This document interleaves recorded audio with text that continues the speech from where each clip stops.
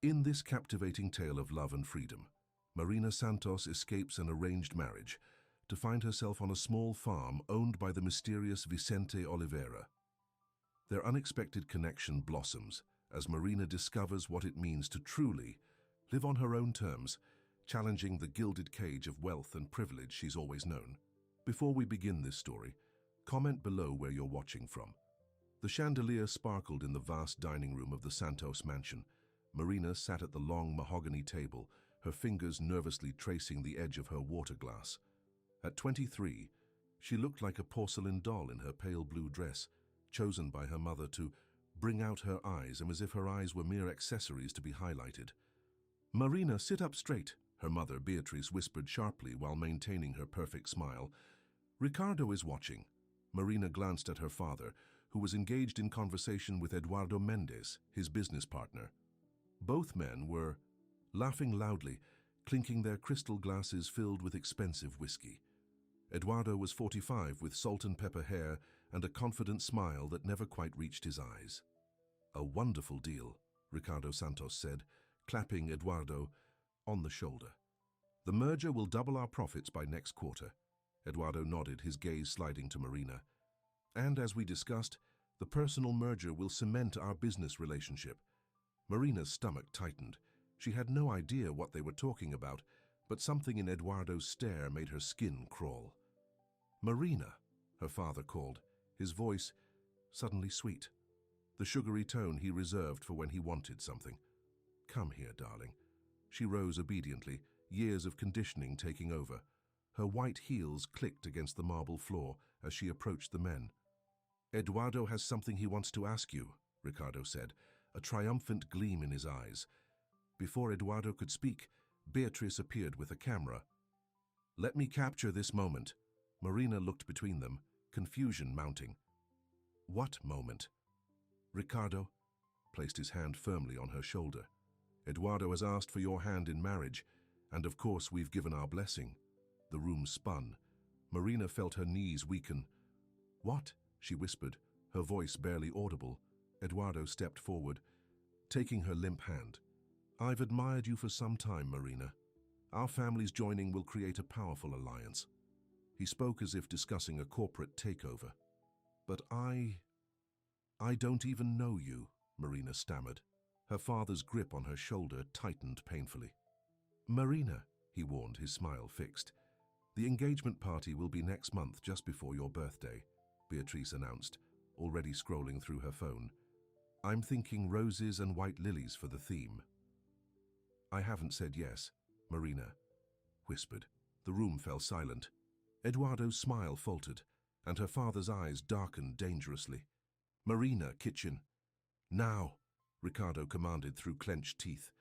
Once the swinging door closed behind them, Ricardo's facade dropped. "Have you lost your mind?" he hissed. "Do you know what this marriage means for our company?" "I'm not a business asset, Dad," Marina said, her voice trembling. Ricardo laughed coldly. "Everything in this house is a business asset, including you. Eduardo's company will save us from bankruptcy. Did you think those designer clothes and your art classes paid for themselves?" The truth hit her like a slap. "We're going bankrupt." "Not anymore," he replied smugly. "Thanks to Eduardo and this marriage." Marina felt tears welling up. "I can't marry him. I don't love him." "Love?" Ricardo scoffed. "What fantasy world do you live in? Your mother and I had an arranged marriage and—" "Look at us." Marina did look at them. Her father's controlling behavior, her mother's quiet submission. Is that what awaited her? "The engagement is happening," Ricardo stated flatly. "Start acting grateful." When she returned to the dining room, Eduardo was waiting with a velvet box.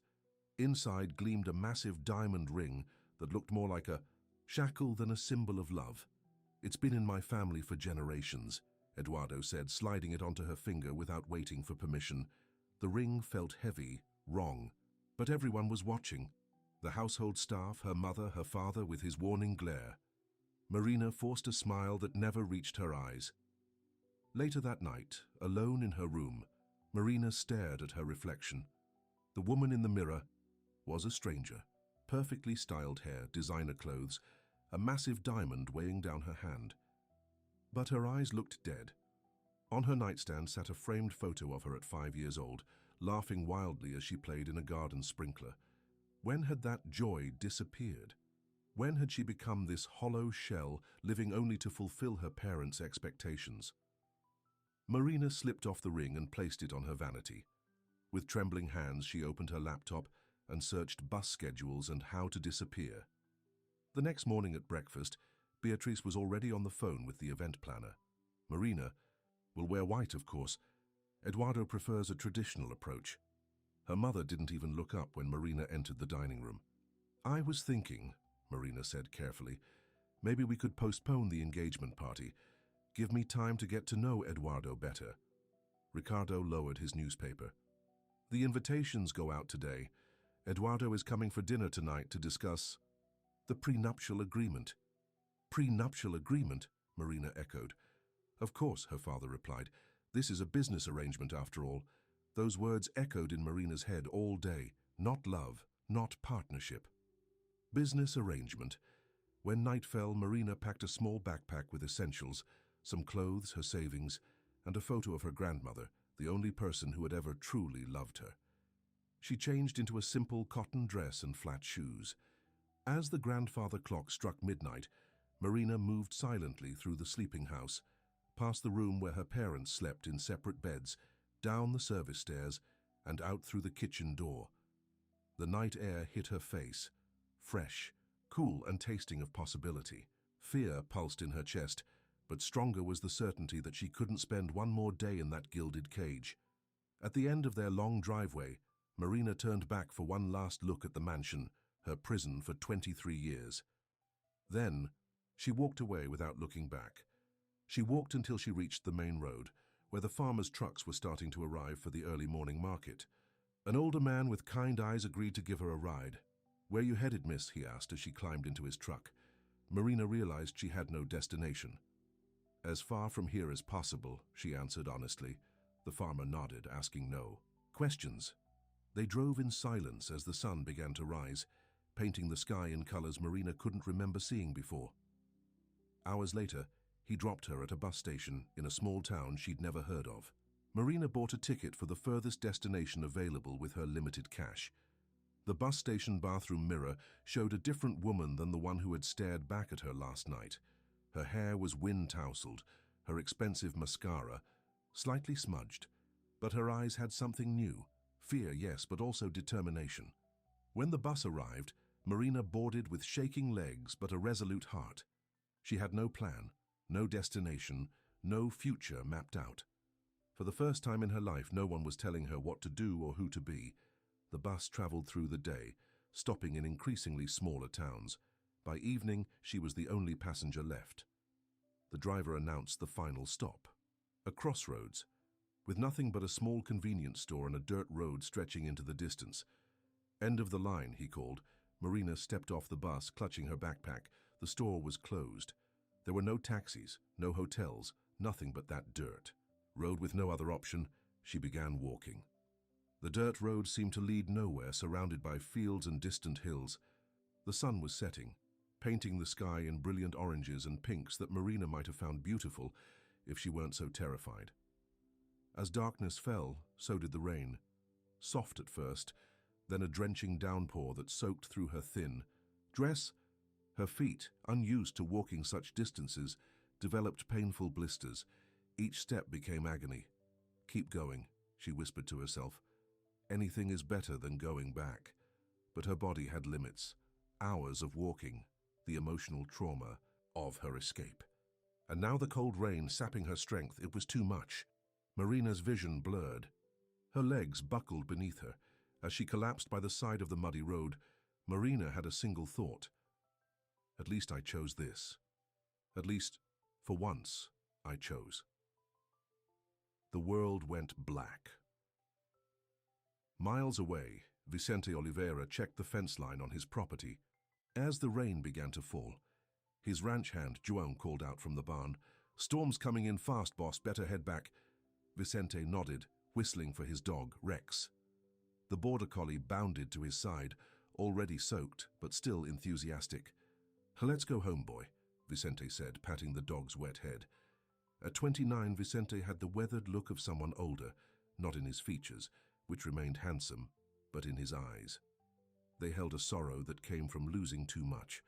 Too young. 5 years ago, he'd been a rising architect in the city, with a corner office and a future mapped out. Then his younger brother, Felipe, had taken his own life after being crushed by corporate pressure and expectations. The note he left said simply, "I couldn't be who they wanted." Vicente had walked away from everything the next day. He sold his apartment, quit his job, and used his savings to buy this rundown cattle ranch. His colleagues thought he was having a breakdown. Maybe he was, but he'd never regretted it. Here, there were no expectations except those he placed on himself. The land didn't care about promotions or status. It asked only for honest work and respect. Vicente drove his truck slowly along the muddy road that led to his farmhouse. The rain was coming down in sheets now, making visibility poor. Rex barked suddenly from the passenger seat. "What is it, boy?" Vicente squinted through the rain-spattered windshield. His headlights caught something by the road, a splash of color against the mud. Vicente stopped the truck and peered out. There, collapsed in the mud, was a young woman. "My God," he muttered, jumping out of the truck. He ran to her, the rain pelting his face. She was unconscious, soaked to the bone and burning with fever. Her clothes were those of a city dweller. All wrong for this weather and terrain. Without hesitation, Vicente scooped her up. She weighed almost nothing in his arms. Rex circled them, whining with concern. "It's okay, boy," Vicente assured him. "We'll help her." He placed her gently in the truck and cranked up the heater, then drove rapidly to his farmhouse. The woman didn't stir once during the journey. The farmhouse was modest but sturdy, a far cry from Vicente's sleek city apartment, but more of a home than that place had ever been. He carried the unconscious woman inside and laid her on his couch near the fireplace. "She needs dry clothes and medicine," he said to Rex, who watched attentively. Vicente knew he was talking to a dog, but out here Rex was his main company. He found his smallest t-shirt and sweatpants, then hesitated. The woman needed to get out of her wet clothes, but he wouldn't undress her. Instead, he covered her with warm blankets and built up the fire. He placed the dry clothes nearby for when she woke. Next, he took her temperature, 102 degrees, definitely a fever. Vicente fetched medicine, water, and a cool cloth for her forehead. As he gently pressed the cloth to her skin, the woman stirred. Slightly. Her eyes fluttered open, deep brown and filled with terror. She tried to scramble away but was too weak to move. "Where am I?" she rasped, her voice barely a whisper. "Who are you?" "You're safe," Vicente said, keeping his distance so she wouldn't feel threatened. "My name is Vicente Oliveira. I found you collapsed on the road near my farm. You have a high fever." She looked around wildly, like a trapped animal seeking escape. "Won't hurt you," Vicente said firmly but gently. "You need to rest and get warm. There are dry clothes here when you're ready. I'll go make some soup and give you privacy." Before leaving the room, he turned and added with quiet certainty, "You don't need to tell me anything now. Just know that you're safe here." Marina watched him leave, her heart pounding. She had no reason to trust this stranger. And yet, there had been something in his eyes. Not pity, not curiosity, just simple human kindness. Outside, the storm raged on. Marina realized she had nowhere else to go, no strength to run. For tonight, at least, she would have to trust this man who had carried her out of the rain. With shaking hands, she reached for the dry clothes he had left. Morning light filtered through the curtains when Marina awoke. For a moment, she didn't know where she was. The room was simple, wooden walls, a patchwork quilt, and the scent of coffee in the air. This wasn't her bedroom with its designer furnishings and silk sheets. Then it all came flooding back. Her escape, the rain collapsing on the road, the stranger who had saved her. Marina sat up slowly. Her fever had broken during the night. The borrowed clothes, a soft flannel shirt and sweatpants, hung loosely on her frame but were warm and clean. She found her own dress hanging over. A chair now dry but still mud-stained. She crept to the window. Outside was a working farm, a barn, fields and hills stretching into the distance. It was more beautiful than any painting in her parents' mansion. A gentle knock sounded at the door. "Come in," Marina said, her voice still rough from her illness. Vicente entered, carrying a tray with toast, eggs, and coffee. He wasn't what she expected. In daylight, she could see he was tall and strong, with calloused hands that spoke of honest work.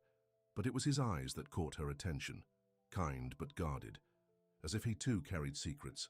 "How you're looking better," he said, setting down the tray. "The fever broke." "Thank you," Marina replied, suddenly conscious of how she must look. "For everything." Vicente nodded. "Eat something. You need your strength." "I can't stay," Marina blurted out. "I need to keep moving." "To where?" Vicente asked simply. The question hung in the air. Marina had no answer. "Eat first," Vicente said, "then decide." He left her alone with her thoughts and the warm food, the first meal she'd eaten that wasn't served on fine china in years. After eating, Marina ventured out of the bedroom. The farmhouse was modest but welcoming, worn leather furniture, bookshelves filled with well-read books, a fireplace with family photos on the mantel. It felt like a real home, not a showpiece. She found Vicente on the porch, repairing a saddle. A border collie lay at his feet, watching her approach with curious eyes. "That's Rex," Vicente said without looking up. "He helped me find you last night." Marina cautiously extended her hand. Rex sniffed it, then licked her fingers, tail wagging. "He likes you," Vicente observed. "Rex is a good judge of character." "I should go," Marina said, though she had nowhere to go. "I've imposed enough." Vicente finally looked up. "Winter's coming. Roads will be bad for weeks. Where will you go?" Again, Marina had no answer. "Stay," Vicente said. It wasn't a command or even a request, just a simple statement. "At least until you're strong again. The guest room is yours. No questions asked." Marina wanted to refuse. Men had always wanted something from her. Her father, Eduardo, the boys at her private school, who chased her for her family name. But Vicente's eyes held no demand, no expectation. "Why would you help a stranger?" she asked. Vicente returned to his work on the saddle. "Everyone deserves a safe place when they need one." There was a story there, but Marina didn't press. She had her own secrets to keep. 1 week, she decided. "Just until I'm stronger." Vicente nodded, the matter settled. That afternoon, Marina stood awkwardly in the kitchen, watching Vicente prepare lunch. The domesticity felt foreign to her. Meals at home were always prepared by staff, served at precise times. "Can I help?" she asked hesitantly. Vicente glanced up, surprised. "You cook?" Marina flushed. "No, but I can learn." He handed her a knife. "And some vegetables. Chop these, nothing fancy." Marina's first attempts were clumsy. Vicente watched her struggle for a moment, then stood behind her. "Like this," he said, guiding her hands, "steady and slow." His presence so close made her tense at first, a lifetime of keeping her distance from men. But there was nothing threatening in his touch. He stepped away once she had the rhythm, giving her space. They ate lunch on the porch, watching the cattle graze in the distance. The silence between them wasn't uncomfortable. "I'm Marina," she said suddenly, offering her first name only. It felt important that he know at least that much. Vicente nodded. "Marina," he repeated, as if testing how it sounded. "It suits you." They fell back into companionable silence, the afternoon sun warm on their faces. Days passed in a simple rhythm. Marina's strength returned gradually. She began helping more around the house, washing dishes, gathering eggs from the chicken coop, learning to cook simple meals. Her hands, once manicured and soft, developed small calluses. Strangely, she felt proud of them. Vicente never asked why she had been on that road alone, where she came from, or who she was running from. But sometimes she caught him watching her with quiet curiosity when he thought she wasn't looking. One evening after dinner, Marina found a sewing kit in a drawer. Vicente's shirts were worn and patched. Without asking, she began mending one. "You don't have to do that," Vicente said when he found her. "I want to," Marina replied. "You've given me shelter, food. It's the least I can do." She had learned to sew in finishing school, one of the proper lady skills her mother insisted on. She'd hated those lessons then. Now she was grateful for the knowledge. Vicente sat across from her, watching her nimble fingers work. "Where did you learn to sew like that?" "My mother," Marina said, the half-truth sticking in her throat. "She was very particular about appearances." "Was?" Vicente caught the past tense. Marina kept her eyes on her work. She is particular." Vicente nodded, not pressing further. Instead, he picked up a book and began to read aloud, a novel about wilderness adventures. His deep voice filled the room, creating a cocoon of warmth. Marina listened, her hands working steadily. In that moment, she felt something unfamiliar: peace. The week Marina had promised herself stretched into 2. The weather turned colder, the roads muddy from early winter rain. Vicente's farm became a haven in more ways than one. Each day brought new experiences. Vicente taught her to ride his gentlest horse, to feed the animals, to identify the herbs growing in his small garden. Simple things she'd never known in her privileged life. "You're a natural," Vicente said, as Marina successfully saddled a horse for the first time. There was approval in his voice, but not surprise, as if he'd known all along she was capable. That was the difference, Marina realized. Her father had never believed in her abilities, only in her value as a bargaining chip. Vicente simply assumed she could learn anything if given the chance. One morning, Vicente found her staring at the bookshelves in his living room. "You can read any of them," he offered. Marina traced the spine of a well-worn poetry book. "My father only kept books for show, first editions behind glass. We weren't allowed to touch them." Vicente's jaw tightened slightly, the first sign of anger she'd seen from him, but it wasn't directed at her. "Books are meant to be read," he said, reaching past her to pull down the poetry volume. "Words should be lived, not locked away." He handed her the book, their fingers brushing.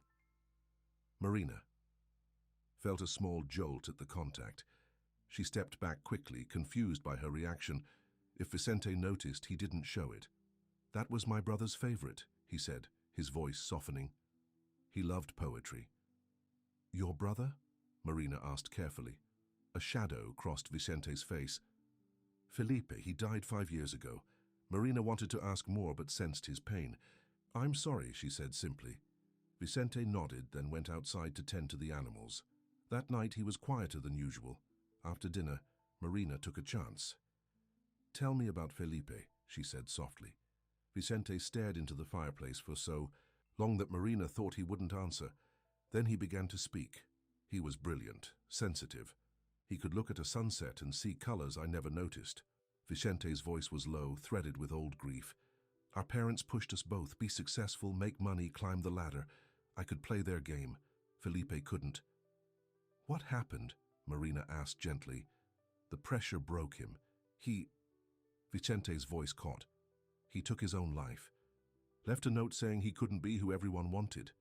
Marina felt tears sting her eyes. Though different circumstances, she recognized the cage Felipe had been trapped in. "That's why you left the city," she said, understanding dawning.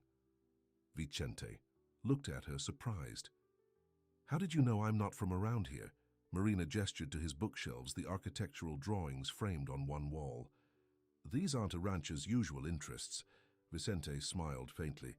"I was an architect, had the corner office, the important clients. After Felipe died, none of it mattered. I bought this place the next week. Everyone thought I was crazy." "Were you?" Marina asked. "No. For the first time I was thinking clearly." Vicente looked around his simple home. "Here I answer only to myself and the land. There's honesty in that." Marina understood completely. It was what she'd been seeking when she fled. "Now it's your turn," Vicente said quietly. Marina tensed. "I said no questions." "Not asking," Vicente clarified, "just offering to listen." The fire crackled in the silence between them. Outside, rain began to fall, a gentle patter against the windows. Marina clutched the poetry book in her lap, finding courage in its well-worn pages. "I ran away," she finally said, her voice barely above a whisper. "The night before my engagement party." Vicente didn't look surprised. He waited for her to continue. "My father arranged my marriage to his business partner, a man 20 years older who looked at me like I was property." The words tumbled out now. "I was never asked, just told. The perfect business arrangement. And you weren't willing to be part of the transaction, Vicente said, understanding in his eyes. Marina nodded, tears spilling down her cheeks. My whole life, I've been a doll for them to dress up and show off. The perfect daughter doing exactly as she was told. Until I couldn't anymore. Vicente didn't offer empty comfort or platitudes. He simply reached across and took her hand. His palm was warm and rough against her skin. You're not a transaction, Marina, he said firmly. You're a person. The simple truth of his words broke something open inside her. Marina cried then, deep, wrenching sobs that released years of pent-up feelings. Vicente held her hand throughout, a steady anchor in the storm. When the tears finally subsided, Marina felt lighter. I've never told anyone that before. Sometimes the telling is what sets us free, Vicente replied. That night, Marina slept more peacefully than she had in years. The poetry book lay open on her nightstand, a symbol of something new taking root in her heart. The days grew shorter as winter settled in. Marina and Vicente fell into an easy rhythm, cooking together, caring for the animals, reading by, the fire in the evenings. She learned to chop wood, to make bread from scratch, to predict the weather by watching the clouds. She also began to notice Vicente in new ways, the strength in his hands as he fixed a fence, the kindness in his eyes when he spoke to his animals, the rare but wonderful sound of his laughter. Each discovery made her heart beat a little faster. One evening, as they washed dishes side by side, their hands touched in the soapy water. Neither pulled away immediately. A current passed between them, unspoken but undeniable. Vicente, Marina began, not sure what she wanted to say. He turned to her, his eyes holding a question. For a moment, Marina thought he might lean down and kiss her. For a moment, she wanted him to. The ringing phone shattered the moment. Vicente answered it, his expression changing as he listened. I understand. I'll be there as soon as I can, he said before hanging up. What's wrong? Marina asked. João's wife is in labor. Their truck won't start. I need to drive them to the hospital in town. Vicente was already grabbing his coat and keys. Will you be okay alone? Marina nodded. Of course, go. There's leftover stew in the fridge. I shouldn't be back until morning. He paused at the door. Lock up behind me. After he left, the house felt strangely empty. Marina wandered from room to room, restless. Finally, she settled in the living room with one of Vicente's books. She must have dozed off because the sound of a car in the driveway startled her awake. Marina smiled, expecting Vicente had returned early, but the headlights outside were wrong. Not Vicente's old truck, but a sleek black sedan. Fear gripped her heart as she peeked through the curtains. A familiar figure stepped out of the car. Alberto, her father's head of security. Behind him was another man she recognized from her father's staff. They had found her. Marina's first instinct was to run, but there was nowhere to go. The men were already approaching the house. She quickly turned off the lights and retreated, to the kitchen grabbing her backpack. Her mind raced. How had they found her? What would they do to Vicente's property if she wasn't here? A heavy knock sounded at the door. Miss Santos, Alberto called out. We know you're in there. Your father sent us to bring you home. Marina remained silent, heart pounding. She could slip out the back door, but they would search the property. Worse, they might damage Vicente's home or hurt his animals in retaliation. Miss Santos, Alberto called again, more insistent. Don't make this difficult. The wedding is in 3 weeks. Wedding? They were still going ahead with the plan. Your father is very upset, Alberto continued, but he's willing to forgive this indiscretion if you come home now. Marina closed her eyes, thinking fast. If she surrendered, she could protect Vicente and his farm. If she resisted, who knew what her father would do? With shaking hands, she opened the door. Alberto's face showed relief. Miss Santos, you've led us on quite a chase. How did you find me? Marina asked. Your credit card, he replied. You used it at the bus station. It took time, but we traced the route. When we showed your photo in town, someone remembered seeing you with the rancher. Marina's heart sank. One small mistake had led them right to her. Get your things, Alberto instructed. Your father is waiting. I need to leave a note, Marina insisted. The owner of this house has been kind to me. He deserves an explanation. Alberto checked his watch, then nodded curtly. Make it quick. With tears blurring her vision, Marina wrote on a piece of paper, Vicente, I have to go. My past caught up with me. Thank you for showing me what freedom feels like, even briefly. Please don't look for me. I'm protecting you by leaving. Marina. She placed it on the kitchen table, then gathered her few belongings. As she stepped toward the car, she took one last look at the farmhouse that had become more of a home to her than the mansion she'd grown up in. Goodbye, she whispered, climbing into the back seat of her father's car. As they drove away, Marina felt something breaking inside her. For a few precious weeks, she had tasted freedom. Now the cage door was closing again, but something had changed. She had changed, and as the farmhouse disappeared from view, Marina made a silent promise to herself. This time she wouldn't stay locked away forever. The Santos mansion loomed before them, its windows glowing like cold eyes in the night. Marina sat rigid in the back seat, her hands folded tightly in her lap. The drive had been long and silent, 5 hours of watching her freedom disappear with each passing mile. Alberto opened the car door. Your father is waiting in his study. Marina walked up the familiar marble steps, feeling like a prisoner returning to her cell. The grand foyer with its crystal chandelier and priceless artwork no longer impressed her. Now she saw it for what it was, a beautiful cage. Beatriz appeared at the top of the stairs, her face a careful mask of concern. Marina, thank God you're safe. Her mother's arms wrapped around her in a stiff embrace that felt more for show than comfort. We've been so worried. Have you? Marina asked flatly. Beatriz stepped back, her perfect smile faltering. Of course. We have. Running away like that, what were you thinking? Eduardo has been beside himself. I don't want to marry him, Mum. Marina spoke the words clearly, meeting her mother's eyes. Beatriz glanced nervously toward Ricardo's study. Don't start that again. The wedding plans are already in motion. Eduardo has been very understanding about your episode. It wasn't an episode, Marina insisted. I left because your father is waiting, Beatriz interrupted, smoothing Marina's rumpled clothes with disapproving hands. You should freshen up first. You look common. The word stung, though not in the way her mother intended. During her time with Vicente, common had taken on a new meaning, honest, real, unpretentious. Everything her parents' world was not. I'll see him as I am, Marina said. Her father's study was a shrine to power, dark wood, leather furniture, gaunt walls covered with photos of Ricardo shaking hands with politicians and celebrities. He sat behind his massive desk, not rising when she entered. So, Ricardo said coldly, you've decided to rejoin civilization.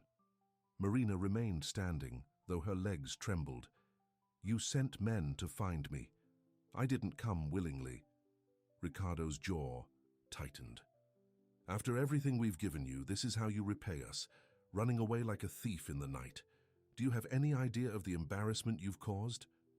I won't marry Eduardo, Marina stated, surprised by the steadiness in her voice. Ricardo stood slowly, his eyes dangerous.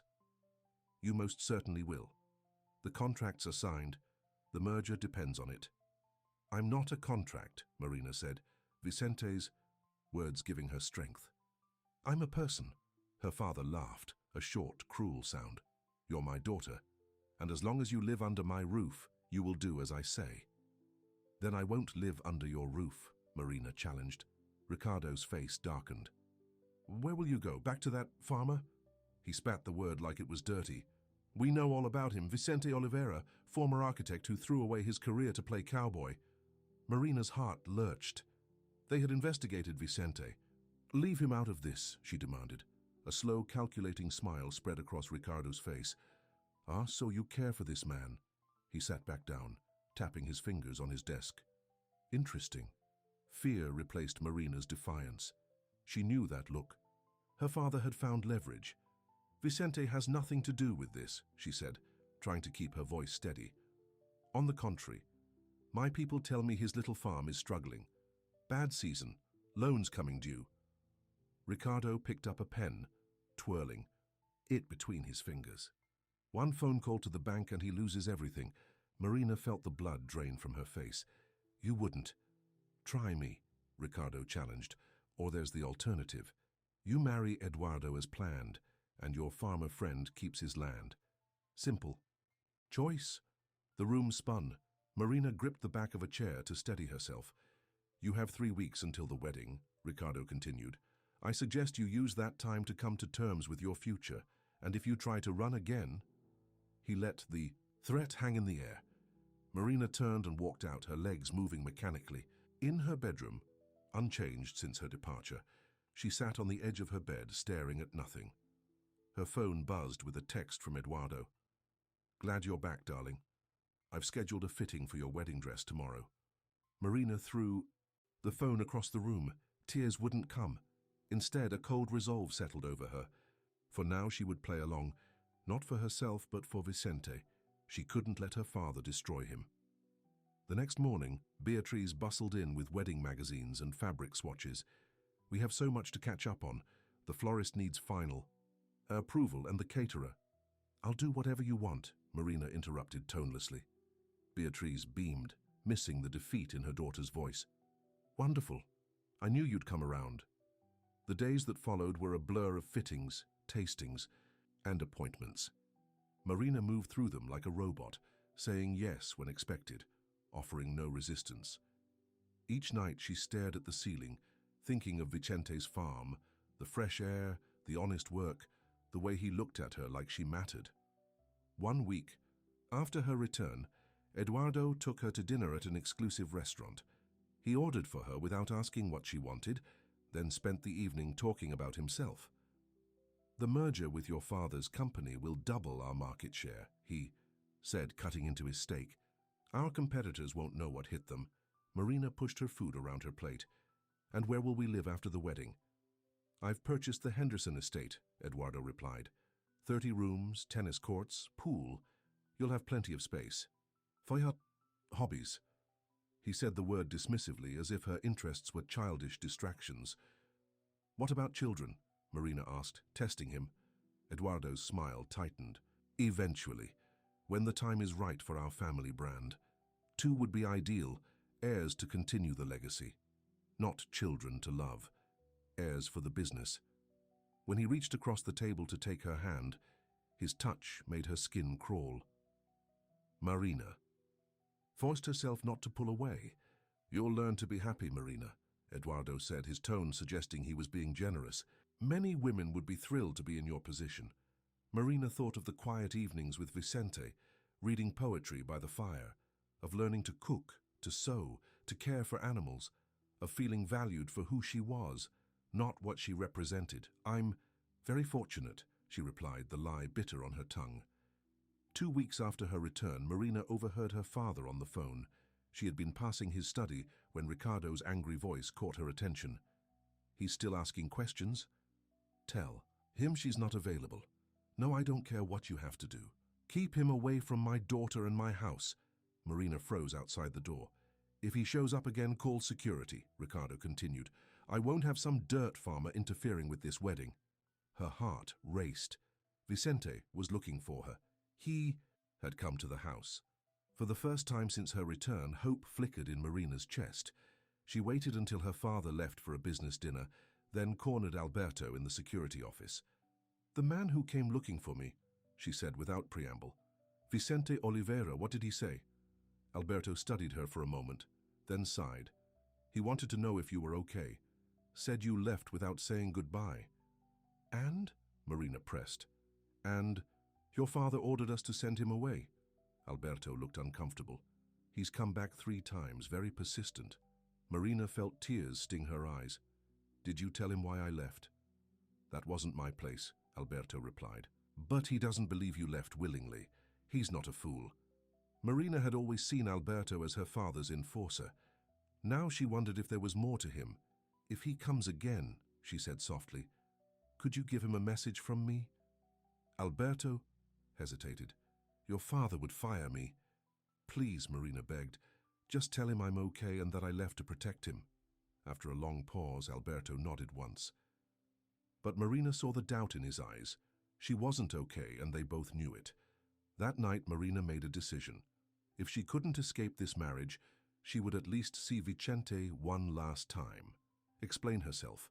Say a proper goodbye. The next morning, she told her mother, she needed to visit her old piano teacher to discuss music for the wedding. Beatriz, distracted by floral arrangements, simply nodded. Marina took her own car, a luxury she hadn't been permitted since her return. As she drove through the city gates toward the countryside, she felt like she could breathe again for the first time in weeks. The familiar dirt road appeared ahead. Marina's hands trembled on the steering wheel as Vicente's farmhouse came into view. It looked exactly the same. The weathered porch, the red barn, the fields stretching beyond. A piece of her heart had stayed here. She parked and sat for a moment, gathering courage. What would she say? How could she explain that she was sacrificing her happiness for his security? Finally, Marina stepped out of the car. Rex bounded toward her, barking joyfully. He remembered her. The thought brought tears to her eyes as she knelt to pet him. "Rex, who's there?" Vicente's voice called from inside the barn. Then he appeared in the doorway, freezing when he saw her. He looked thinner, his face more weathered, with dark circles under his eyes. Had he been sleeping poorly too? For a long moment, they simply stared at each other across the yard.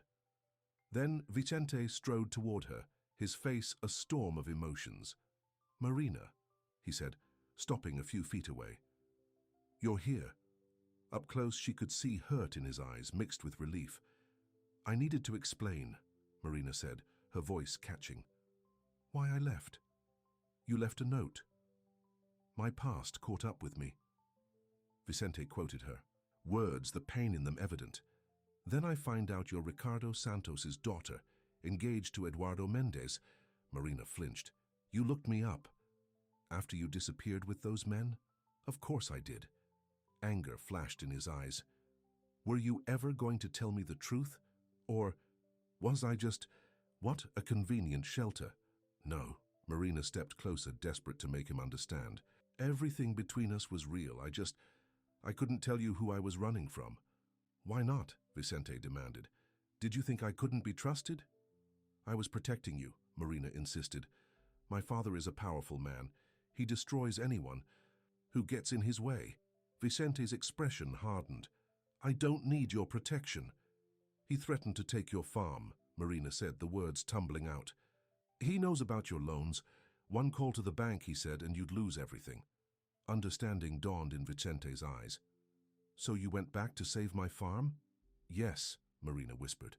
Vicente ran a hand through his hair, frustration evident in every line of his body. "I don't care about the farm, Marina. I care about you." The words hit her like a physical blow. No one had ever put her before material things, not once in her life. "The wedding is in 5 days, she said, tears streaming down her face now. "I don't want to marry him, but I don't see any way out." Vicente's expression softened. He closed. The distance between them, taking her hands in his. They were warm and solid, like him, a reality she could hold on to. "There's always a way out," he said firmly. "We just need to find it." "How?" Marina asked. "My father has everything covered. Security, contracts, the press. If I don't go through with it, he'll ruin you." Vicente looked into her eyes. "Some things are worth risking everything for." In that moment, with the afternoon sun warming her face and Vicente's hands steady in hers, Marina knew what he meant. Some things, like love, like freedom, were worth any price. "I have to go back," she said reluctantly. "If I'm gone too long, they'll get suspicious." "Do you trust me?" Vicente asked suddenly. Marina nodded without hesitation. "With my life." "Then go back for now," he said. "Play along. But meet me tomorrow at the old bridge by the river, 2 o'clock. Can you get away?" "Yes," Marina promised, though she wasn't certain how. Vicente hesitated, then leaned forward and kissed her forehead, a gentle touch that sent electricity through her whole body. "We'll figure this out," he promised. "Together." Marina drove, back to the mansion with renewed purpose. For the first time since her capture, she felt hope stir in her heart. Whatever Vicente was planning, she would be there. That evening, the house was in chaos preparing for the rehearsal dinner. Marina moved through the motions, her mind fixed on tomorrow's meeting. She even managed to smile at Eduardo when he arrived, earning an approving nod from her father. "That's my girl," Ricardo said, clapping her on the shoulder. "I knew you'd see reason." If only he knew. Marina's newfound compliance wasn't acceptance, it was strategy. The next day, escaping proved easier than expected. With the house full of wedding planners and staff, no one noticed when Marina slipped out after lunch, claiming a headache. She took a taxi to a mall, then another to the edge of town, before walking the last mile to the bridge. Paranoia made. Her check repeatedly for followers, but she appeared to be alone. Vicente was waiting, leaning against his truck. The sight of him made her heart race. He straightened when he saw her, a slow smile spreading across his face. "You came," he said. "Simply, I promised I would." Marina looked around. "What's the plan?" Vicente opened the truck door. "First we talk, really talk." They drove to a small roadside diner miles from town. It was the kind of place her parents would never enter. Plastic tablecloths, chipped mugs, and the best coffee Marina had ever tasted. Over that coffee, Vicente laid out his thoughts. "So you have 3 options," he said. "1, marry Eduardo and be miserable." Marina grimaced. "Pass." 2, run away, disappear completely. New name, new life. The idea was tempting. "My father would never stop looking." 3, Vicente continued. Stand up to him, call his bluff." Marina shook her head. "You don't know him, he doesn't bluff." "Everyone has a weakness," Vicente insisted, "even Ricardo Santos." "What about you?" Marina asked. "The farm. He'll take everything." Vicente reached across the table, taking her hand. "The farm is just land and buildings. I left my career once and started over. I can do it again." His eyes held hers. "The only thing I can't replace is you." Marina's heart swelled. In that moment, she knew with absolute certainty that she loved this man. Not for what he could give her, but for who he was. "There might be a 4th option," she said slowly, an idea forming. "My grandmother left me a trust fund. I've never touched it because it felt like blood money, but it's legally mine when I turn 24 next month." "Enough to fight your father?" Vicente asked. "Enough to make him listen," Marina replied, "but I can't access it until after my birthday, after the wedding." Vicente considered this. "Then maybe we need to delay the wedding." "How?" "Everything's arranged. Guests are flying in from around the world." A determined look settled on Vicente's face. "Then we make a stand. You'll have to be brave. Braver than you've ever been." "What are you thinking?" Marina asked. "That it's time Ricardo Santos met the real Marina," Vicente said. "Not the obedient daughter, but the strong woman I know." They spent the next hour crafting a plan. It wasn't foolproof, but it was all they had.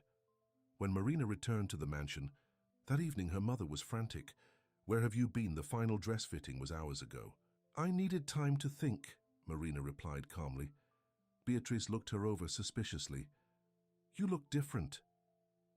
"I feel different," Marina admitted. It was the most honest conversation they'd had in years. That night, Eduardo and his parents came for dinner.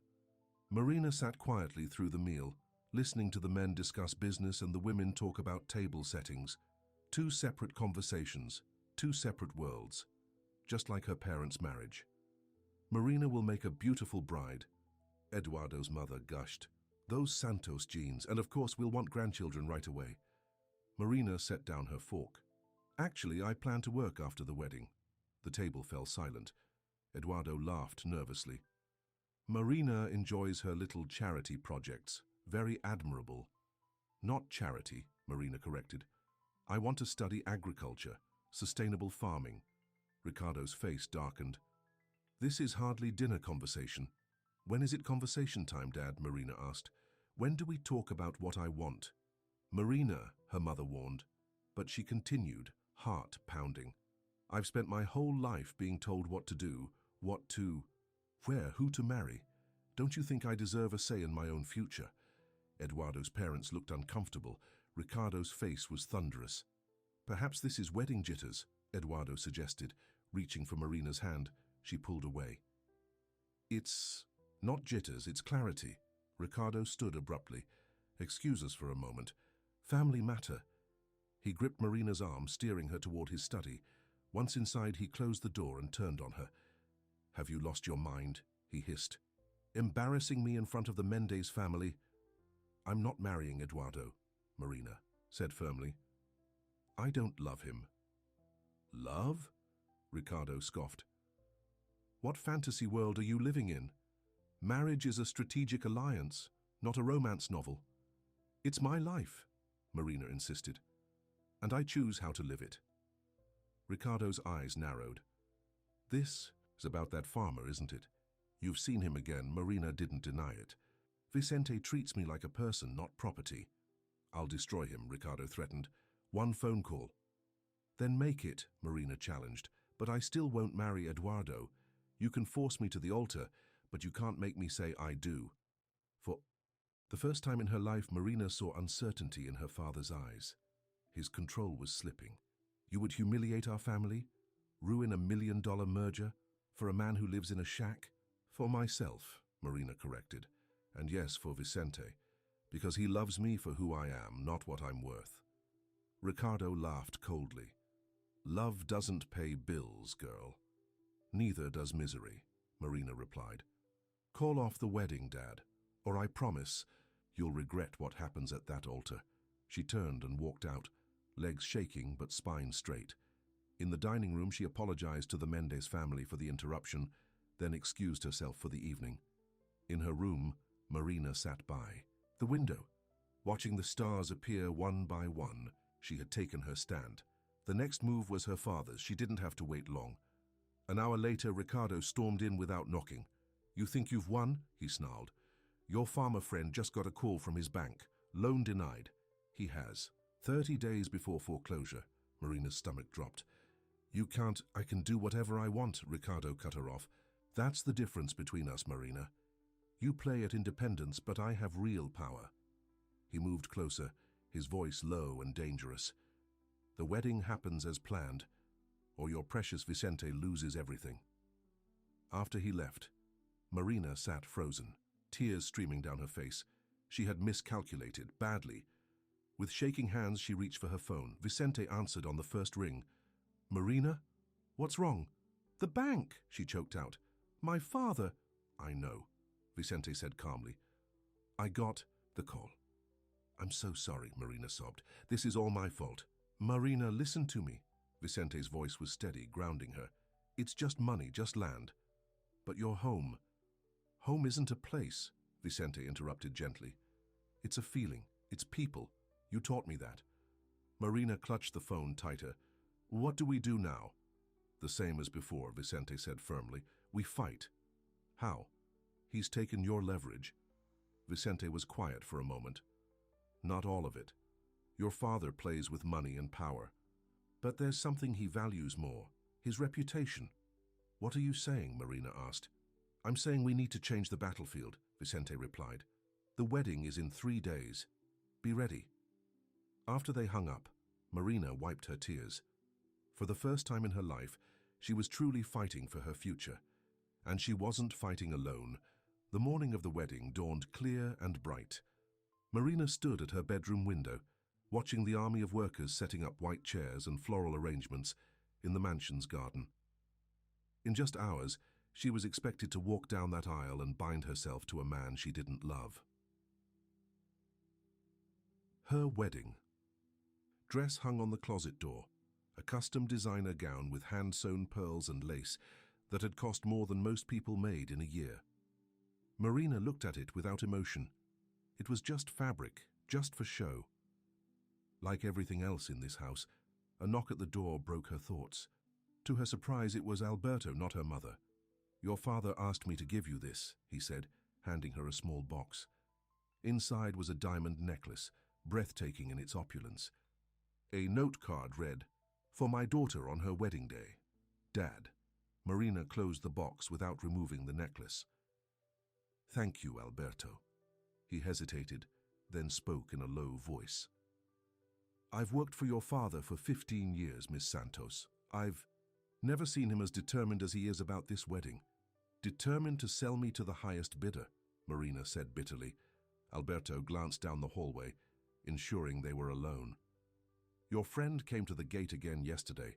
The farmer. Marina's heart jumped. Vicente? What did he say? Just asked me to give you this. Alberto handed her a small folded note. I didn't tell your father. Marina clutched the paper. Why are you helping me? Alberto's professional mask slipped, showing a glimpse of humanity beneath. I have a daughter your age. If someone tried to force her into marriage, he didn't finish the thought. Just be careful today, Miss Santos. After he left, Marina unfolded the note with trembling fingers. Trust me. When the moment comes, be brave. The cryptic message gave her little comfort. What moment? What was Vicente planning? Her bedroom door burst open as Beatriz arrived with a team of stylists. Wedding day, she announced, clapping her hands. We need to start hair and makeup immediately. For the next 3 hours, Marina was poked, prodded, curled and painted.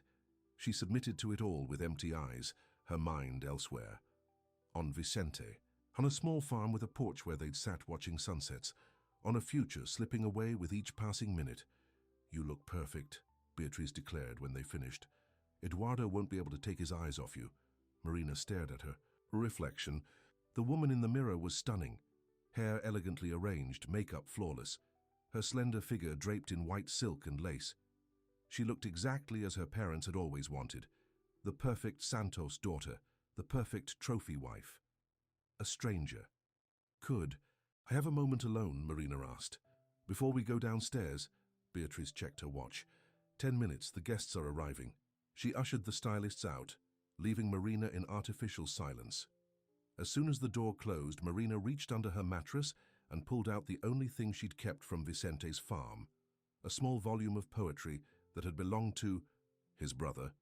She opened it to the page she'd read so many times, the words now etched in her memory. The greatest courage is to live your truth when the world demands your silence. Marina closed the book, a calm resolution settling over her. Whatever happened today, she would no longer be silent. Downstairs, the mansion buzzed with activity. 200 guests filled the garden, society's elite mingling beneath white canopies. Marina watched from an upstairs window as Eduardo arrived with his parents, shaking hands and accepting congratulations as if he'd already won a prize. It's time, Beatriz announced from the doorway. Your father is waiting to walk you down. In the foyer, Ricardo stood in a tailored suit, his face tight with triumph. He assessed Marina with a critical eye, then nodded his approval. Finally, you look like a Santos, he said. The photographers from Society magazine are here. They're doing a 6-page spread. Dad, Marina said quietly, it's not too late to stop this. Ricardo's smile hardened. This conversation is over. You know the consequences if you embarrass me today. The wedding planner rushed up, headset in place. Everyone's seated, bridesmaids are ready. We start in 2 minutes. Marina took her father's arm mechanically. The heavy doors opened, revealing. The garden transformed into a wedding wonderland. White roses and orchids lined the aisle. A string quartet played softly. 200 faces turned to watch her entrance. With each step down the aisle, Marina searched the crowd for Vicente, but he was nowhere to be seen. Had he given up? Or was he planning something? Eduardo waited at the altar, his smile confident and possessive. Next to him stood his best man, and beside the officiant were Ricardo's lawyers, a reminder of the business transaction this wedding truly was. Marina reached the altar. Ricardo placed her hand in Eduardo's with ceremonial precision, then took his seat in the front row. Eduardo squeezed her fingers too tightly, as if securing his purchase. The officiant began, his voice carrying across the hushed garden. Dearly beloved, we are gathered here today. Marina barely heard the words.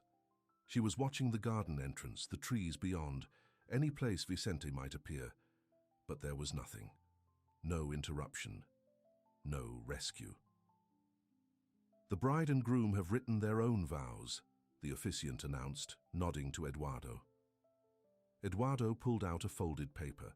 Marina, he began smoothly. Today I not only gain a wife but cement a powerful alliance between our families. Your beauty and Santos heritage will be the perfect complement to my success. I vow to provide you with the lifestyle you deserve, and together, we will build a legacy that will dominate the business world for generations.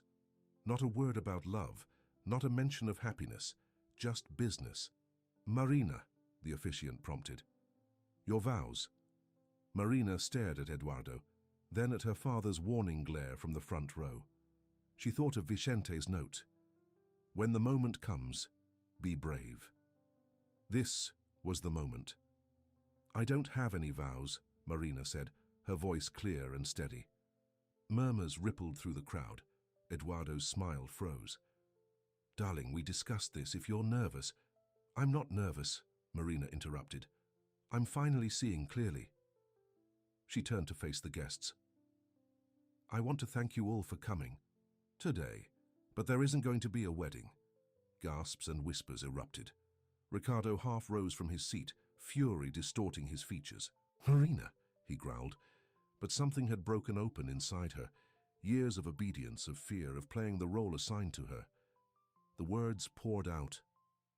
This marriage isn't about love, she continued. It's a business merger. My father is selling me to save his company. She looked directly at Eduardo. And you're buying me like property. Eduardo's face darkened. You're making a scene. Good, Marina replied. Because I'm done being silent. Done being traded like a commodity. She addressed the shocked crowd again. My whole life I've been trained to be the perfect ornament, the perfect obedient daughter. Today, I'm choosing a different path. She removed her veil and tossed it aside. The gesture felt like shedding a weight she'd carried her entire life. Ricardo stormed to the altar, grabbing her arm. You will finish this ceremony, he hissed. No, she won't. The voice came from the back of the garden. The guests turned as one to see Vicente striding down the aisle. He wore a simple suit, nothing fancy, but dignified. Behind him came a Samari group of people Marina didn't recognize, including a woman with a press badge. Ricardo's face paled. Security, he shouted. Two guards moved toward Vicente, but stopped when cameras flashed. The woman with the press badge stepped forward. Lisa Chen, National Tribune, she announced. We're here covering a story about corporate coercion and forced marriages. Care to comment, Mr. Santos? Vicente reached the altar, standing tall despite the whispers and stares. His eyes found Marina's, filled with a question. Are you with me? Marina moved to his side, her answer clear. Ricardo sputtered, This is a private event. You're trespassing. Actually, another man stepped forward, an older gentleman in an expensive suit. As Marina's lawyer, I invited them. Lawyer? Ricardo. And Marina said simultaneously. The man smiled. James Foster, Mrs. Santos. Your grandmother appointed me trustee of your inheritance. When Mr. Oliveira contacted me with concerns about coercion, I became quite concerned myself. Marina looked at Vicente in amazement. This was his plan, not a dramatic rescue, but something more powerful. The truth exposed. Eduardo grabbed Marina's arm. This is ridiculous. We have a contract she signed under duress. James interrupted, which makes it invalid. And I have evidence that you and Ricardo threatened Mr. Oliveira's property if she didn't comply. Lisa Chen stepped closer, recorder in hand. Is that true, Ms. Santos? Were you being forced to marry against your will? All eyes turned to Marina. This was the moment that would define her future. She took a deep breath. Yes, she said clearly. My father threatened to destroy Vicente's farm if I didn't marry Eduardo. He's been controlling my life since I was born, using me as a business asset instead of treating me as a daughter. The guests erupted in shocked conversations. Society, matrons whispered behind their hands. Business associates exchanged uncomfortable glances. Ricardo's face had turned ashen. You ungrateful. Careful, Mr. Santos, Lisa warned. We're recording. James stepped forward. Marina will turn 24 next month, at which time she gains full control of her trust fund, independent of her father's influence. Until then, as her legal counsel, I'm removing her from this coercive environment. Eduardo threw up his hands in disgust. This is absurd. Ricardo, fix this. But Ricardo was staring at the reporters now gathering at the edges of the garden, at the guests whispering and pointing, at his carefully constructed public image crumbling before his eyes. "You're destroying everything," he said to Marina, his voice hollow. "Everything I built for you." "You built it for yourself, Dad," Marina replied softly. "I never asked for any of this." She turned to Vicente, who stood steady beside her. He hadn't tried to speak for her or take control. He had simply created space for her voice to be heard. "I'm ready to go," she told him. Vicente nodded, then turned to Ricardo. "I want to be clear, sir. I didn't come here to take Marina away. She's not an object to be taken or given. She's making her own choice." He looked directly into Ricardo's eyes and added, "She is a woman, and with me she is loved. There's nothing you can take from that." The words, an echo of the premise Vicente had first told her when she arrived at his farm, brought tears to Marina's eyes. James Foster cleared his throat. "I've arranged for your things to be collected, Marina, and I've filed an emergency injunction preventing any retaliatory actions against Mr. Oliveira's property." Ricardo's face twisted. "You think this is over? I'll fight this." "You'll lose," James replied calmly. "And every move you make will be front-page news." He gestured to the reporters. "Is that what you want? The story of how Ricardo Santos tried to sell his daughter to save his failing company?"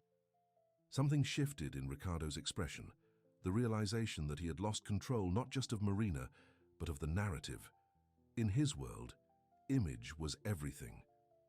"Marina," Beatrice stepped forward, her voice pleading, "think about what you're doing. This isn't how we raised you." Marina looked at her mother, perfectly coiffed, perfectly miserable in her gilded cage. "That's exactly why I'm leaving, Mum.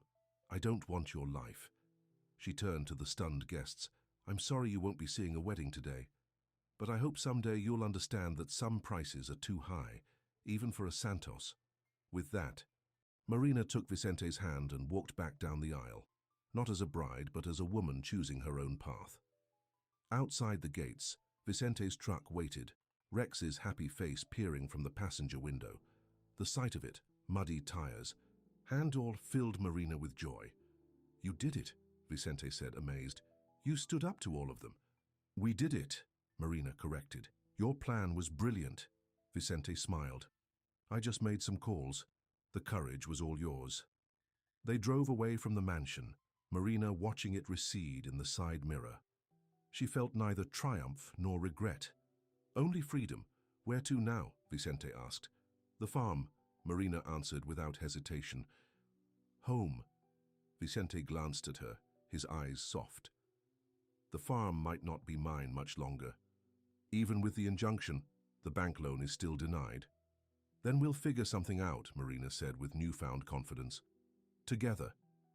Vicente reached across the seat and took her hand.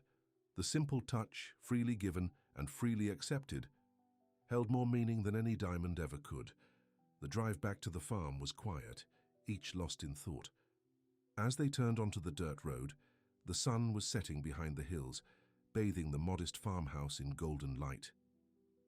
"It's beautiful," Marina whispered. "It's not much," Vicente said. "It's everything," she corrected. They sat on the porch steps, Rex lying at their feet, and watched the stars appear one by one.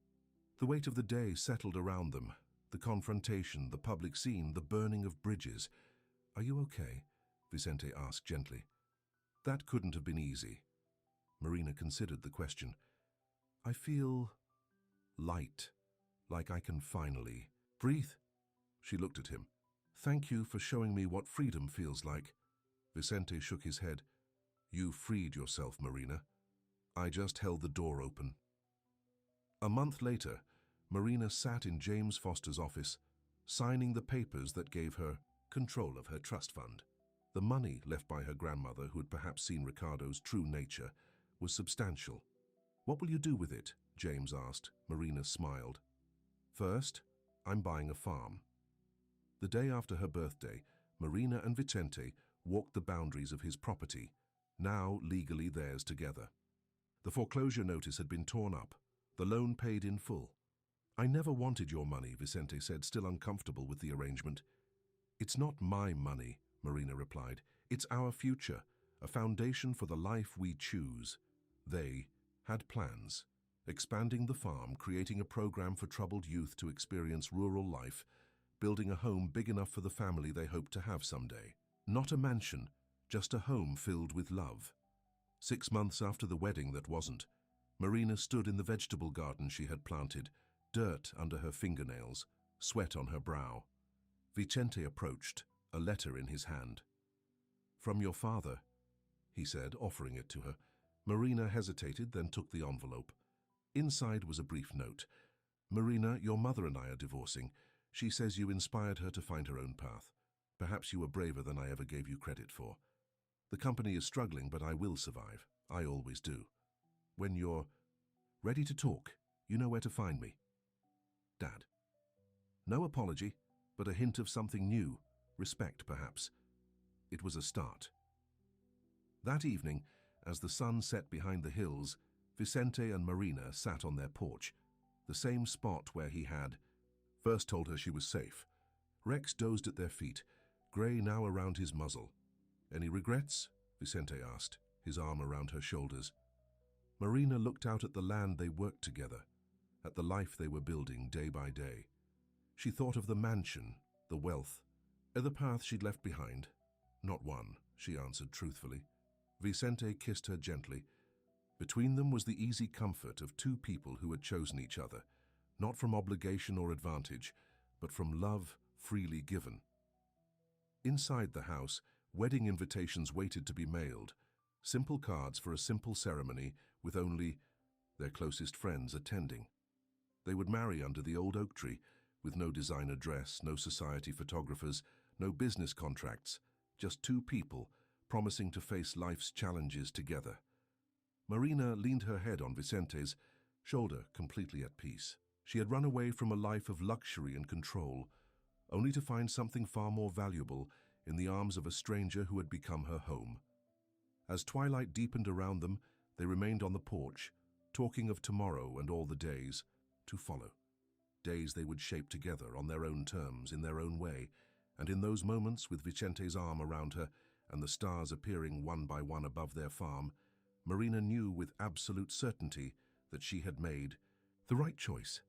Not the easy choice or the safe choice or the choice others expected. Her choice, that made all the difference. The end.